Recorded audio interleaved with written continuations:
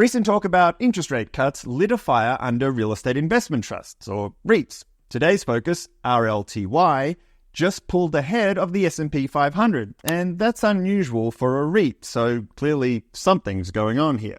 Today, we'll look at a fund that's mostly focused on REITs and why I recently purchased it. As I record this, RLTY is yielding just over 8%. The monthly distributions look good, but it's Cohen Steers' newest REIT, so the payout history only goes back as far as April 2022. During that relatively short history, the managed distribution has been increased once, from 10.4 cents to 11 cents. This distribution chart came from Snowball, but I actually mostly use Snowball to keep track of my current and future income. I can visually rank my portfolio by current yield, I can see yield on cost, and I can know exactly when the next dollar will land in my account. There's a link in the description for a free trial and a discount. And if you're new to the channel, I retired in 2017, and that's when I got serious about researching my investments in greater depth, and this channel is where I share what I learn. The Real Estate Opportunities and Income Fund, ticker RLTY, is a closed-end fund that's a blend of 70% REITs and 30% fixed income. Let's take a look at the REITs within the fund. As of June 2024, the portfolio contains 25 REITs, but they're heavily weighted to the top 10. So if you don't want to review all 183 holdings, at least glance over those 10 because they do represent 44% of the portfolio. There are some cell phone tower REITs like American Tower. There's Prologis, which is a high-quality industrial REIT. Invitation Homes, they rent out single-family homes. And there's Vici Properties, the biggest landlord on the Las Vegas Strip, which I reviewed here. Now, you might be thinking you could just buy those REITs individually. You don't need Cohen and Steers, and that's true. However, the yield from those REITs will be less than the 8-ish% that RLTY is currently distributing. Let's take a look at why RLTY pays a higher yield than, say, Vici, which yields 5%. First of all, RLTY blends those REITs with a basket of fixed income assets that make up roughly 30% of the fund. And those fixed income assets are mostly preferred shares and a small percentage of corporate bonds. They go on for several pages, there's a lot of them, but if we scan a few, you can see that there are coupon rates that are well above 5%. The second reason for the higher yield is leverage. RLTY is currently 34.9% leveraged, which is the highest leverage of the 4 REIT-focused funds of Cohen & Steers.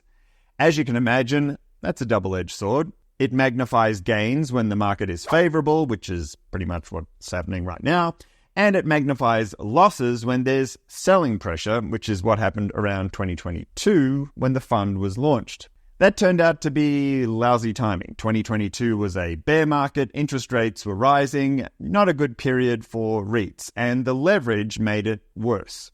We can see that by comparing RLTY to its sister fund, RFI, which is quite similar but uses no leverage. During the 2022 bear market, RLTY fell further, and more recently, as talk of interest rate cuts has boosted demand for REITs, RLTY pulled ahead of RFI.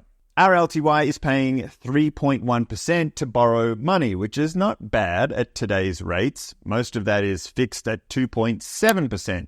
The variable portion will come down when the Fed cuts rates, but it's a small percentage of the portfolio, so it won't move the needle that much. The third way that RLTY boosts income is selling options. Looking at their current portfolio, they've been selling calls on some of the REITs in their portfolio like Prologis and Crown Castle. Apart from the yield, here's what I like about RLTY. In September 2023, Cohen & Steers announced a buyback program that would allow them to repurchase up to 10% of outstanding shares. Buybacks reduce the supply of shares, which puts upward pressure on the price of the fund. The following month, they announced that they had begun the buybacks with the repurchase of just over 32,000 shares. There's no way to measure the precise effect of the buyback, but the share price is considerably higher than when that program was announced. Coincidence? Probably not. Falling interest rates would boost the value of fixed income assets, including the preferred shares that RLTY holds in its portfolio. That would give the fund manager the option to sell those assets at a profit and then distribute the gains to shareholders. The Cohen Steers website says tax advantage, but doesn't explain exactly what that means.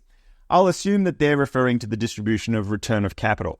They do break down the estimate of tax treatment for each distribution on their website. For most people, return of capital is more tax efficient than ordinary income because you're not taxed until you sell, and at that point you're taxed at the capital gains rate, which is usually lower than the rate for regular income. Now, return of capital brings up another question. Is it the good kind, a tax treatment, or the bad kind, which would be just returning investors' principal back to them? Again, not explained on the website, but after reading the annual report, my opinion, and this is only my opinion, not financial advice, is that it's the good kind. In other words, a tax treatment. And my reasoning for that is, first of all, they use the phrase tax return of capital on page 26 of their 84-page annual report. More importantly, after distributing $13 million-ish of return of capital, the net asset value for the year increased by $8 million. That indicates to me that they created value and didn't just give the investors their money back. Here are the risks and concerns that I have about RLTY. I've already mentioned that the fund is newish at just over 2 years old. A longer history would be better. The only other negative is that the fees are high.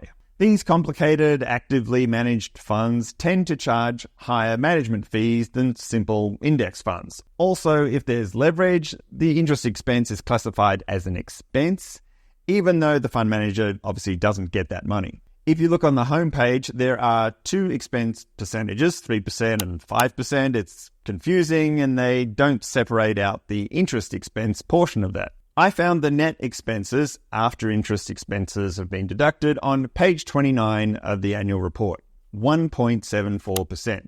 Still quite high, but when comparing expenses between funds, I don't think interest should be mixed in with management fees. Also, remember that these expenses are deducted before the yield is calculated. If the yield is, say, 8%, then you receive 8%. RLTY has been trading at a discount to NAV, but that discount has recently shrunk. After adding RLTY to the portfolio, I published the details in Armchair Insider's August 26th edition, which was last week. At that time, it was trading at a discount to NAV of just over 9%. In the last few days, the price increased, so the discount, as I record this, is closer to 5%. Actually, I was a bit surprised that the price moved up 6% in 5 days. By the time you watch this, of course, it could be higher or it could be lower. That's because these videos take a while to make and then they remain on YouTube for years. If you'd like more timely information about my portfolio, click the Armchair Insider link in the description. It's free. When the Fed finally cuts rates, investors will look elsewhere for yield. Based on its recent price action, RLTY and REITs in general are starting to attract attention. I recently sold RQI and then I bought RLTY to replace it. As I record this, it's about 3% of my portfolio. I actually like all four of Cohen Steers REIT-focused funds. I made the switch though because RLTY offered more yield and a bigger discount to NAV, but it also comes with a little bit more risk because of the higher leverage. Now, if you want less risk, their RFI fund might be worth a look. Similar portfolio, but no leverage. The yield is just over 7%, which isn't bad. I've got my eye on that one too as a possible future addition to the portfolio. This table is from an article on Seeking Alpha by Reader's Digest, that's a pretty clever name, and gives you a snapshot comparison of the 4 Cohen Steers funds that focus on REITs. There are plenty of great analysis articles about RLTY on Seeking Alpha, but if you want to understand the differences between those 4 funds in particular, well, this article does a great breakdown of that. I'll link to the article in the description, along with a link for a free trial and a discount for Seeking Alpha Premium membership, which is the level that I use. And if you want to know specifically how I use Seeking Alpha to find income investments, I made this tutorial recently, and I'll link to that too. That wraps it up for this look at RLTY.